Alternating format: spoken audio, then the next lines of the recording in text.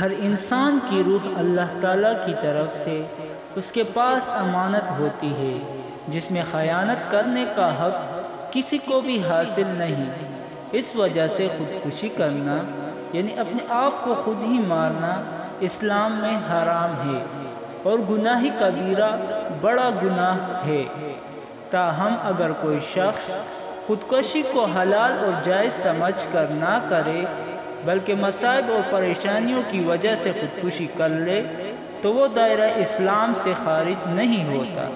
جس طرح دوسرے گناہگار مسلمان اپنی سزا مکمل کر کے اللہ کے فضل و کرم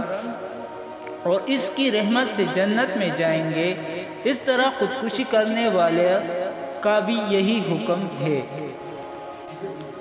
خودکشی کرنے والے کی سزا کے بارے میں مذکور ہے کہ ایسے شخص کو اسی طرح کی سزا دی جائے گی جس طرح اس نے اپنے آپ کو قتل کیا ہوگا، جیسے کہ حدیث شریف میں خودکشی کی مختلف صورتوں کو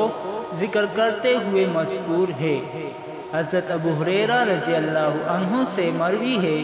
کہ آپ صلی اللہ علیہ وسلم نے فرمایا، جس نے اپنے آپ کو پہاڑ سے گرا کر قتل کیا تو وہ جہنم کی آگ میں ہمیشہ کے لیے گرتا رہے گا، اور جس نے زہر پی کر اپنے آپ کو قتل کیا تو جہنم کی آگ میں زہر ہاتھ میں پکڑ کر اسے ہمیشہ پیتا رہے گا، اور جس نے کسی لوہے کے ہتھیار کے ساتھ اپنے آپ کو قتل کیا تو وہ ہتھیار اس کے ہاتھ میں ہوگا اور ہمیشہ وہ اسے جہنم کی آگ میں اپنے پیٹھ میں مارتا رہے گا۔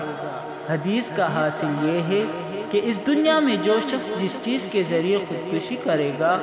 آخرت میں اس کو ہمیشہ کے لیے اسی چیز کے عذاب میں مبتلا کیا جائے گا۔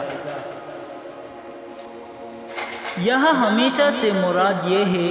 کہ جو لوگ خودکشی کو حلال جان کر ارتکاب کریں گے وہ ہمیشہ ہمیشہ کے لیے عذاب میں مبتلا کیے جائیں گے، یا پھر ہمیشہ ہمیشہ سے مراد یہ ہے کہ خودکشی کرنے والی مدت دراز تک عذاب میں مبتلا رہیں گے۔ لہٰذا اگر کوئی شخص خودکشی کو حلال اور جائز سمجھ کر کرتا ہے تب تو ہمیشہ اس کی یہ سزا ہوگی، اور اگر کوئی شخص مذکورہ گناہ کو جائز سمجھ کر نہیں کرتا تو امید ہے کہ اللہ تعالیٰ اس کو اپنے فضل سے جب چاہے معاف کر کے جنت میں داخل کر دے۔